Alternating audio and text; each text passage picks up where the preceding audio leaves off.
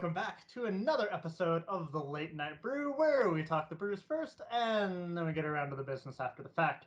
I'm Robert Bucktonica, Buck, and tonight on the show with me once again is the glorious Lee Foster to give a deep dive into advisory services. Lee, welcome back, buddy.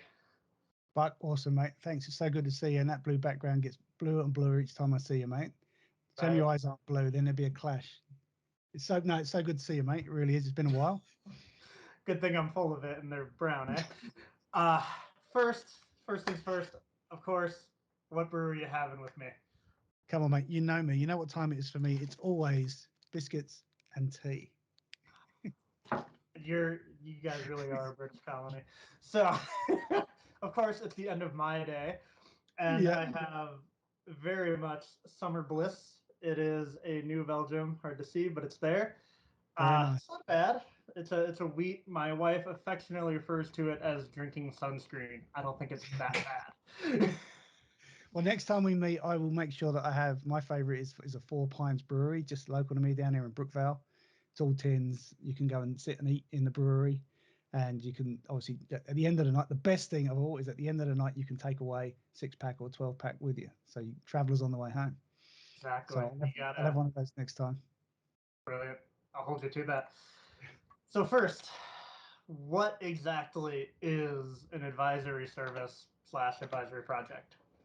Cool. Yeah. Look, the way we think about advisory is it's if you think about a unique value proposition, what we really want to be able to get to is helping organizations understand why problems are worth solving in a really quick order of magnitude time, right? So not so much get focused on what you need to do. They already know that. Typically someone comes and says, hey, this is what we want to do or what we need to do. The magic of advisory services for us is to turn that what into a why. Right, and help them understand and articulate why. But again, in the fastest possible time. We don't want to spend months and months and months assessing the business and interviewing the business. That's a whole different space and a whole different offering. And it's been very successful. You know, when people can, you see the light bulb moment when people can say, I thought I knew what I wanted to do. I just didn't understand why it was so important to solve. Right.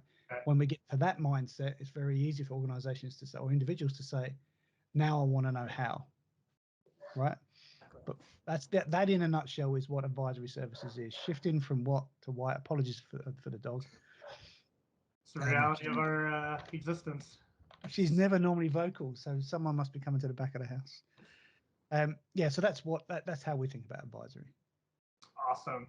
So you did mention that there's a little bit, or at least I thought you did. What's the different offerings that we have, the different possibilities to go into? Yeah, sweet. We at the moment there are two kind of offerings in the advisory space.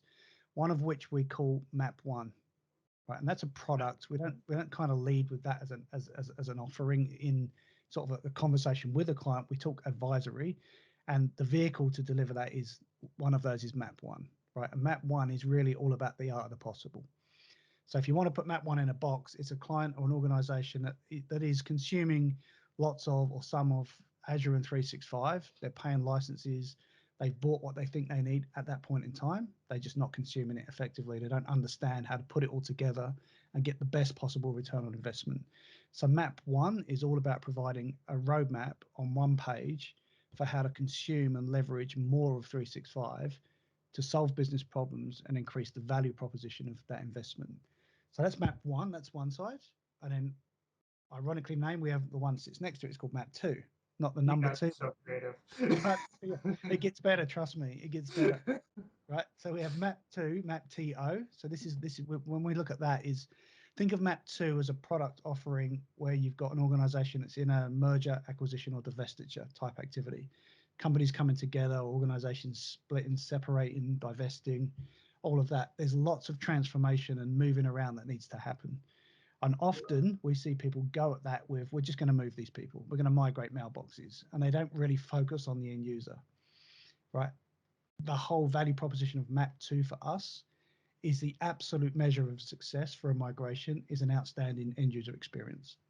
So the whole product has been built around managing that end user experience. So, you know, if we move it in an effective way where the end user experience is outstanding, no matter what kind of activity, merger, split, divestiture, or those types of activities, the end user experience has to be exceptional. So MapTo is all about how that happens, transformation type activities, migration activities, all of that kind of space. They're the current two offerings. We are working on another one called Map4. Don't ask about Map3. So Map4, just quickly, if you think of Map1 as a square peg, and you think of MapTo as a round hole, they don't fit each other, right? You can't interchange them. They're very disparate things. But in the middle somewhere is a triangle, right? Which is its own shape and its own value proposition. And we're working and thrashing that out. And that's all around business process automation. So once we've delivered a roadmap, done a transformation, got an organization to where they need to be, how do we do capability uplift and level up? So how do we actually show the end user how to experience and use that technology and get the best from it? Not just know that it's there, right? Getting it in place is one thing, but then consuming it and using it is the next big thing. So that's what Map4 is going to be focused on. Awesome. Well, we'll have to keep that as a teaser for the future and to coming in. But with that, we've actually eaten up, at least for the first episode, all of the time for the show. I hope everyone enjoyed and appreciated all of this map talk. And join us for the next episode with Lee, where we're going to dive in even deeper into this. Lee, appreciate it, bud. Sounds awesome, Buck. Great to see you again, mate. Cheers. Until next time. Absolutely, mate. I'll have one in this hand.